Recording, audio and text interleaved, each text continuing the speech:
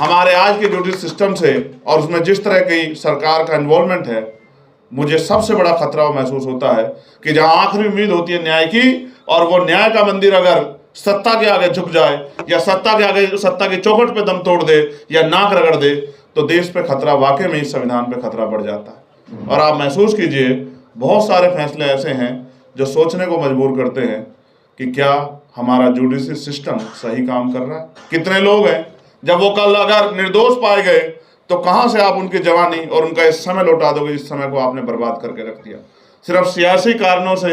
आज कितने लोग, और मुझे कहने में कोई गुरेज नहीं है, मैं यहां भी कह सकता हूं, मैंने पार्लियामेंट में भी कहा था कि बहुत सारे ऐसे साथी हैं, और खालिद सैफी से लेके सर्जिल इमाम और मिरान हैदर से लेके सिफाउर रहमान से लेके जो जेलों में सड़ रहे हैं, और उनकी आवाज उठाने वाला कोई नहीं, और आवाज उठाई जाती तो दबाई जाती। और मैं यहां ये भी कहूंगा कि मेरे छोटे भाई अब्दुल्ला आजम और आजम खान साहब, जिन्होंने इस मूवमेंट को आगे बढ़ाने का काम किया, जो सर सैयद अहमद खान साहब ने चलाई थी एजुकेशन की मूवमेंट को, और उन्होंने वो जौहर यूनिवर्सिटी बनाने का काम किया। आज जौहर यूनिवर्सिटी पे भी और आजम भाई को भी क्या सहना पड़ रहा है, ये भी किससे छिपा हुआ नहीं। मैं बहुत जिम्मेदारी से अपनी बात को खत्म करते हुए आपसे कह रहा हूं, मुल्क हम सबको देख रहा है। एक पहला भी समय आया था जब ब्रिटिश हुकूमत के खिलाफ लड़ाई लड़ी गई थी, तब भी मिलके मुल्क ने लड़ाई लड़ी थी, और आज भी जरूरत है कि हम लोग मिलके एक मुट्ठी बन के लड़ें।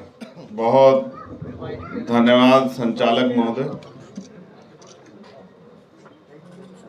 इस मंच पर उपस्थित सभी बहुत शानदार शख्सियतें जो अपने अपने क्षेत्र में बड़े तजुर्बे से अपने अपने काम को बहुत जिम्मेदारी से अंजाम दे रहे हैं, मैं इस मंच का स्वागत करता हूं। और इस मंच के बाद जो सामने बहुत ही जिम्मेदार भाई बहनें, मुझसे बड़े प्यारे छोटे भाई छोटी बच्चियां बैठी हैं, उनका भी दिल से धन्यवाद देता हूं कि आपने इस कार्यक्रम में आके चार चांद लगा दिए। रही बात मीम फाउंडेशन की, तो क्योंकि आज उनका स्थापना दिवस है, तो उनके सभी साथी मुबारकबाद के जो हैं, वो इस मुबारकबाद के अवसर पर मैं उनका भी बहुत धन्यवाद और शुक्रिया करता हूं, क्योंकि उन्होंने बहुत बेहतरीन काम किया। मुझे यहाँ बुलाने में बहुत बड़ा योगदान देने वाले भाई वसीम साहब और अखलाक साहब, ये मेरे दो प्यारे भाई हैं। हम आपस में मिलके बुरे दौर में किस तरह से लड़ना है, इस पे चर्चा कर लेते हैं। जिन लड़ाइयों का जिक्र किया गया हमारे साथी द्वारा, जो जुल्म के खिलाफ लड़ी गई, मैं उन बेहतरीन लड़ाइयों के पर्दे के पीछे जो लोग थे वो यही थे। अक्सर हम सिर्फ हीरो को देखते हैं, लेकिन हीरो को दिखाने वाली जो कैमरे की टीम होती है, जो राइटिंग टीम होती है, वो दिखाई नहीं देती।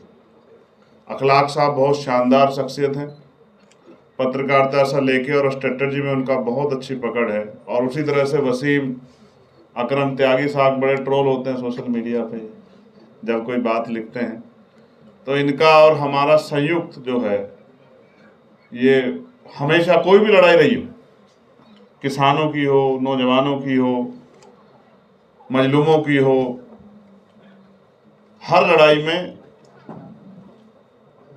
इनकी शिरकत किसी ना किसी तौर पर रहती है। अकेला आदमी कोई भी कुछ नहीं कर सकता, बहुत सारे लोग मिलके बहुत बड़ी बड़ी ताकतों से लड़ सकते हैं।